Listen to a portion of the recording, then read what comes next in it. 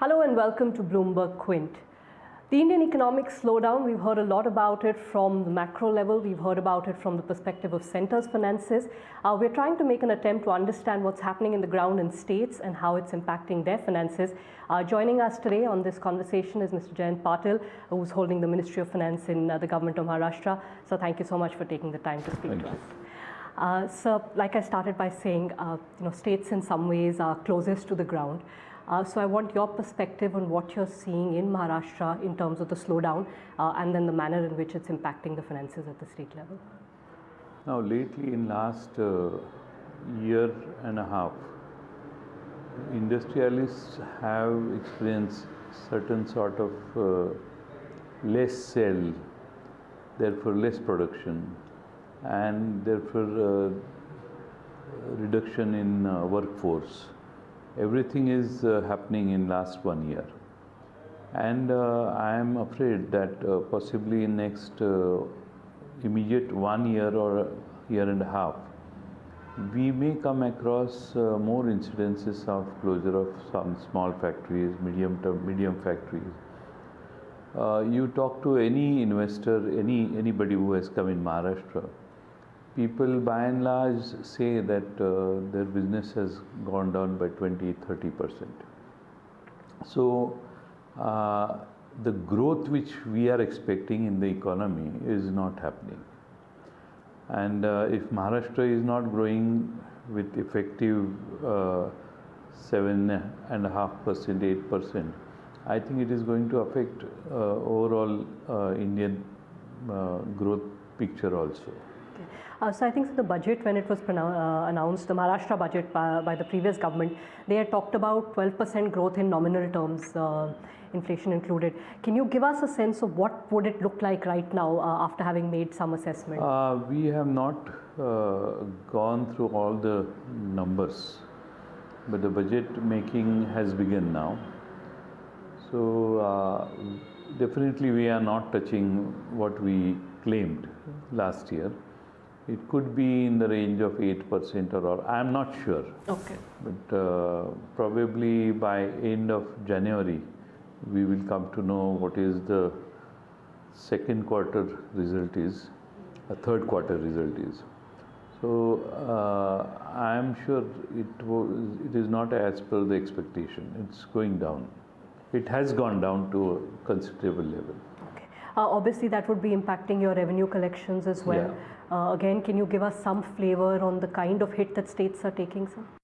Now, as far as stamp and registration is concerned, or excise duties are concerned, it is as per the expectation. Okay. But GST collection is not as per the expectation. But now it is picking up. In the month of, I was told in the month of November, it has come up again. So probably we are hoping that December, January, we do well. But still we have asked for compensation from central government. The compensation is to the tune of about 8,600 crore so far for the last 4 months, out of which 2 months compensation is transferred to the state. So almost 4,400 crores have come to the state. This compensation is legitimately due from the central government for GST. So we have not achieved 14%. So that is the compensation for not achieving that 14% growth. Okay. And just like other states, you're also facing the same problems and delays in timelines. In fact, last GST meeting in Delhi on 18th, all the states were insisting that the subject of compensation should be considered first, taken first. So every state has got a hit. And all the states are looking up to union government for helping them. Now the commitment initially from the union government was, yes, they will compensate. But now the Union government is saying there is a cess which is levied on many products, items, and whatever money is collected in that cess kitty will be used for compensation, which is less than what all the states are expecting. So that puts them in a tough spot. Sir, more broadly, do you think in this post-GST era for states, it's become very difficult in times of a slowdown because the items you have control over are very limited? For instance, Maharashtra's take, petroleum is already at the highest level of taxation compared to. So you don't have much flexibility and you're more and more dependent on the center in some ways. Yes, actually, petrol and diesel, these are the only two products which states can change very value-added tax on that because they are not included in GST so far. So there is hardly any flexibility for the states. Even as far as if they want to, any state wants to do something extra for effective compliance, collecting taxes effectively, they have hardly any room except whatever GST Act is. If they implement it very effectively, probably the situation may improve eventually. Sir, in a tight situation like this, and Maharashtra is luckier because your fiscal deficit is lower than the 3% number. I think 2% was the targeted number. Do you have enough room to spend? There's a lot of people saying that governments have to spend in a situation like this. Does Maharashtra have the room, sir? Actually, what has happened is the numbers which we have got in our hand after taking over by the new government, it hardly has any room because our fiscal deficit is almost touching 3%. Really? Yeah. With the supplementary demands which we have placed before the House this time, we will be revenue deficit on a large scale. More than 1%, sir? Revenue deficit? Almost, and not 1%, but less, but not fiscal deficit is we are touching 3%.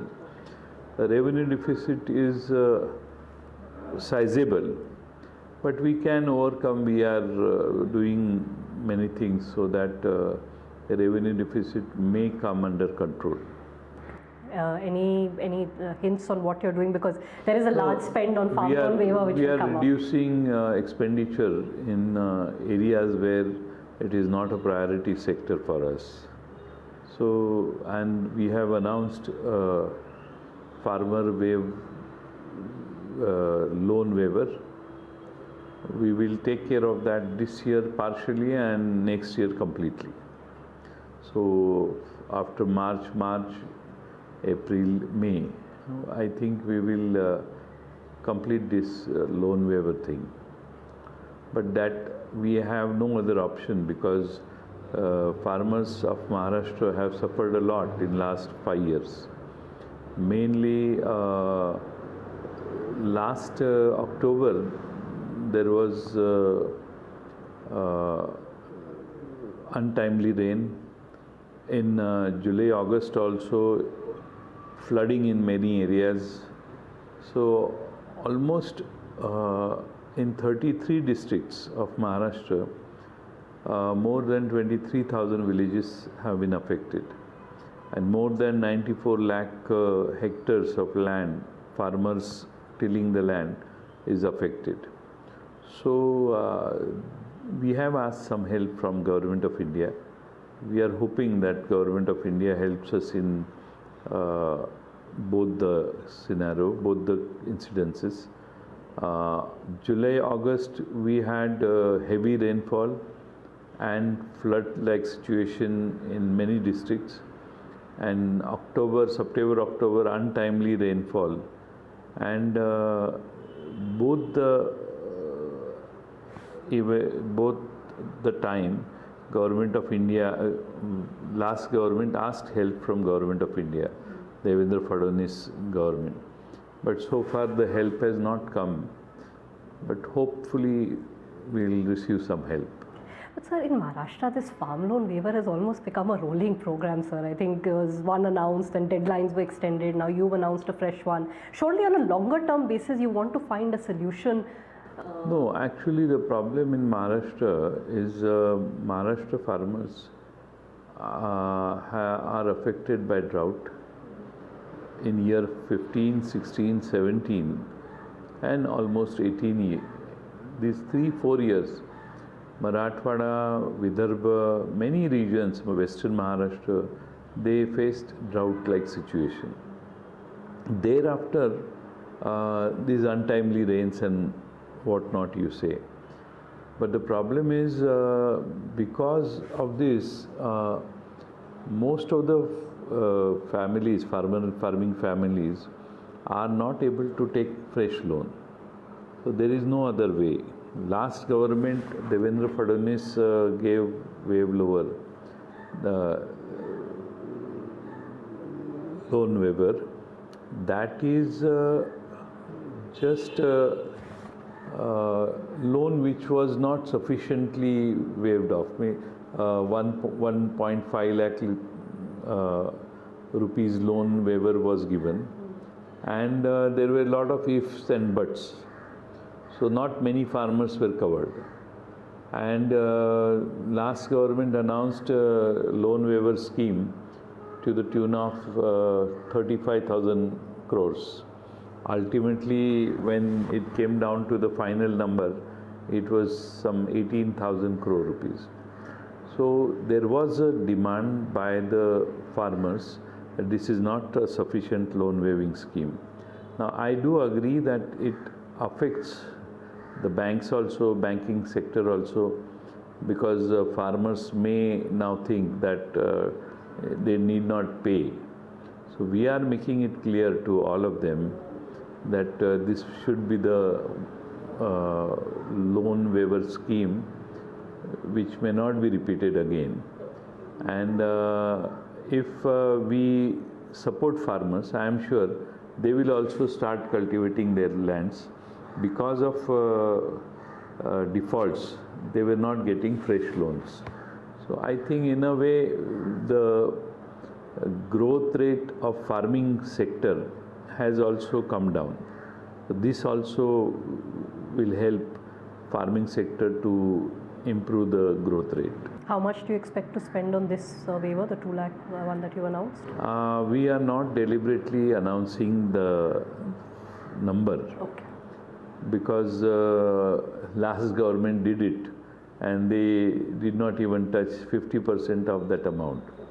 So we are restraining ourselves from declaring the final amount, but it will be a big number. So at a bigger picture again, so in your case, in Maharashtra's case, there are farm loan waivers. In some states, there are very heavy discom losses. There's a feeling that revenue expenditure is picking up, and so capital expenditure is getting compromised. Do you see that particularly in the current situation in Maharashtra where you have a limited pool to spend? Definitely, it will affect capital expenditure percentage wise. If you see, last government also the capital expenditure has gone down. So we need to look at this aspect also, and unless and until we spend more on capital expenditure increased will definitely help the economy in long term. But farmer waiving scheme, farmer loan waiver scheme was so important that it was our commitment in the election also. NCP also committed to people, and Shiv Sena also had made the commitment, and so the Congress also. So loan waiving was something which we wanted to do immediately. Even on healthcare, sir, is that a priority area of spending right now on the healthcare scheme or health insurance? Healthcare, rural development, and mainly most of the social sectors, we will not allow anybody to affect those sectors. I don't think anything will go wrong, because we will have, actually the state is suffering a lot because of the 7th pay commission burden. So last year and this year, we will have some stress, but I am sure after a year or so, this burden will not be so much. So two quick questions. One is on slightly longer term. I know it's early to ask you, but in terms of infrastructure, spending on infrastructure, do you have a plan in mind in which you can draw in resources even outside of the state's budget, whether it's through off-budget means or more foreign investments in individual projects? Do you have thinking on that line, sir? No, actually, most of the infrastructure projects of metro, then the Samruddhi Marg, the new highway which is taking place from Nagpur to Mumbai, Mumbai Trans Harbour Link, and the coastal road. These are the main projects of the state government. They have been tackled through a different body, MMRDA, Mumbai Metropolitan Regional Development Authority. So this authority is taking loan, and their financial strength is fairly good. So I don't think raising money and completing those projects will affect at all. But you offer a guarantee to them, right? The state offers a guarantee, I think. We not too many projects. In fact, last week we have taken decision that in this Samruddhi Marg, we have increased our equity by 3,500 crore rupees, thereby reducing the loan burden and the interest burden also. Sir, a question on the financial sector because of the presence of cooperative banks here. I think you have already made a comment on the PMC bank issue that you could consider a merger with another state. Do you have a plan to sort of relook at the sector, clean up where required? Although there is also a proposal that the RBI would be given far greater powers over cooperative banks. Any thoughts, sir? No, PMC bank case, we were thinking we could merge the bank into Maharashtra State Cooperative Bank. But unfortunately what has happened is Maharashtra State Cooperative Bank is a bank of the state only. Yes. And PMC is a multi-state bank. So it cannot be merged into MSC Bank. Now we are trying to request RBI that they should consider another bank who can take over the PMC Bank. So the merger is the only option. So I hope RBI also takes initiative and allows it to be merged into another large-scale bank. Okay. And more broadly, would you like to relook over your term at the state cooperative banks and state cooperative lenders, sir? State cooperative bank and in some district central cooperative banks have come in red, mainly Bid, Nanded and some district central cooperative banks. So restructuring those banks or helping those banks and making local farmers take the loan and all the different schemes from the district central cooperative bank, which is a prime lending bank in those districts. That is our priority. Because in some districts, farmers are not getting loan from District Central Cooperative Bank for their crop loan. So this is not a good situation. We want to improve those banks. We want to do some cleaning in these banks. We will definitely do it. So last question, and this is something which many states are fearful of, is the new Finance Commission's recommendations. Are you worried about the devolution formula? Certain attempts to create a separate fund for defense or other means in which the devolution in the new Finance Commission's report would go against states perhaps? Now the 14th Finance Commission's tenure is almost over. So we will begin with 15th Finance Commission. And the state has demanded various things from when the Finance Commission visited the state of Maharashtra. As a opposition party, we also visited them. We had a meeting with them. We have given quite good suggestions to them. And of course, we feel that since many years, devolution formula has been helping the states which are backward, so to say. Now, this is happening almost. I was finance minister in 1999 till 2010, and in each and every meeting we used to request Central Finance Commission that devolution should be based on the efficiency of the state. Now hopefully this 15th Finance Commission may do something, and since good governance is happening hopefully in UP and Bihar, Madhya Pradesh and Rajasthan, now we don't expect Finance Commission to expect these states as backward anymore.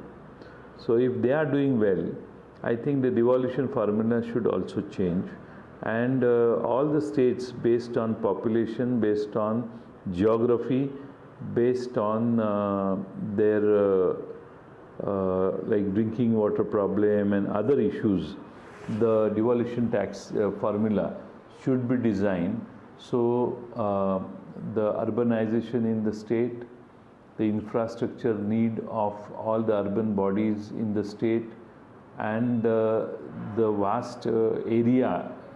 Now state like UP, state like Bihar, they are large state. So Maharashtra or Tamil Nadu. So that geographical challenge also which these states are facing, that should be also taken into account while designing the devolution formula. I'll leave it at that, Mr. Patil. Thank you so much for your time. Thank you. Today.